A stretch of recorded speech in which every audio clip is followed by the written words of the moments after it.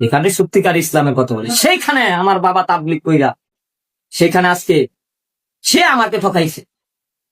এই জামাত ইসলাম করে আমার চাচা, সেও উচিত কথা বলে না। কিসের জামাত, কিসের তাবলিগ, কিসের ইসলামী শাসন? আপনারা কোরআন মানি, তাল গাছ আমার রাখতে চান। ওরা কোরআন হাদিস মানে, কিন্তু তাল গাছ আমার।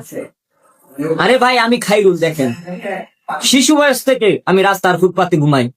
তারা কোরআনের বয়ান মারে যে বাবা মার সেবা করো, বাবা মার সেবা করলে আকিতে যাইবা, তোমরা জান্নাতে যাইবা, বাবা মার সেবা না করলে জাহান্নামে যাইবা। আরে ভাই, আমি শিশু বাচ্চা, শিশু বাচ্চার হক আমার বাবাকে আদা করছে। আমি রাস্তার ফুটপাতে ঘুমাইছি, অথচ আমার চাইর ভাই বিদেশ। সেই ভাইকে আমি, বড় ভাই আমাকে রেখে মেজো ভাইকে বিদেশ, সেজো ভাইকে বিদেশ, ছোট ভাইকে বিদেশ, তারপরের ভাইকে বিদেশ। আর আমি রাস্তায় ফুটপাতে ঘুমাইতেছি, আমার 0.5% জায়গা নাই, আর আমার ভাই 5% জায়গা কিনছে, বাপের দৌড় নিছে, নিজের দৌড় নিছে, তাও করছে বউয়ের না। আবার বলে বড় বড় কথা, কোরআন হাদিসের কথা। আমি তাবলিগ জামাতে যাই, ইসলামী দলের চেয়ে বেশি মূল্যবান দেই তাবলিগ জামাতকে, যেখানে রাজনীতি না, এখানে সত্যিকার ইসলামের কথা বলে। সেইখানে আমার বাবা তাবলিগ কইরা সেখানে আজকে সে আমাকে ঠকাইছে। এই জামাত ইসলাম করে আমার চাচা, সেও উচিত কথা বলে না। কিসের জামাত, কিসের তাবলিগ, কিসের ইসলামী শাসন? আপনারা কোরআন মানি, তাল গাছ আমার রাখতে চান। এই কারণে আমি জামাত ইসলামকে ভোট দিব না। মনে বড় সাথ ছিল ইসলামী একটা দলকে ভোট দিব।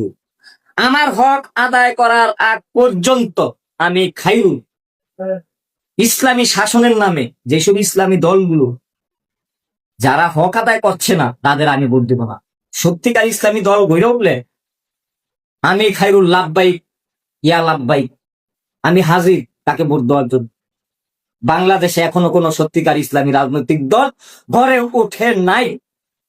জনগণ আপনাদের বলবে ভোট দিব, কিন্তু ভোট দিবে না। বিএনপিকে ভোট দিবে না বিদায় জনগণ বলে যে আমরা জামাত ইসলামকে ভোট দিব, আওয়ামী লীগের লোকরা এবং জনগণ। কিন্তু শেষমেশ কি আপনাদের ভোট দিবে না?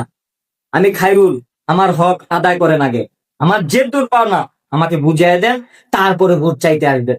আর বিএনপির নেতা কর্মীদের বলি, আমানুল্লাহ আমান সাহেব কবিলি আমার এলাকা, আপনি যখন ক্ষমতায় ছিলেন তখনই কিন্তু আমাকে ওভারটেকিং করে আমার মেজো ভাইকে বিদেশ পাঠানো হয়েছে। আমানুল্লাহ আমান সাহেব আর আমার বয়স্ক দাদা, আমার এলাকার এমপি, আমি বিদ্রোহ করে প্রধানমন্ত্রী পদপ্রার্থী হয়েছি। আপনার চেয়ারম্যান বিচার করছে, মেম্বার বিচার করছে, তারা বলে আমার লেখাপড়ার দরকার নাই। আমি রাস্তার ফুটপাতে এসে ঘুমাইছি, ফুটপাতে থেকে লেখাপড়া করছি উন্মুক্ত বিশ্ববিদ্যালয়তে। কত কষ্ট হয়েছে, এখনো আমি আমার বাড়ি ঘর আমার ন্যায্য প্রাপ্য পাইনি।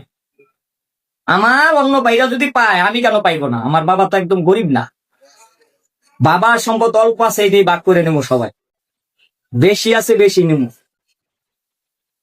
আমার ন্যায্য অধিকার আমি পাচ্ছি না, আপনি বিএনপি আইসা আমার কাছে ভোট চাইবেন, জামাত আইসা আমার কাছে ভোট চাইবেন, হেফাজত আইসা আমার কাছে ভোট চাইবেন। আমি আপনাকে ভোট কেন দিব? আমার ভোট আমি আমাকেই দিব, আমার মাতবরি আপনার হাতে আমি তুলে দেব না। ধন্যবাদ।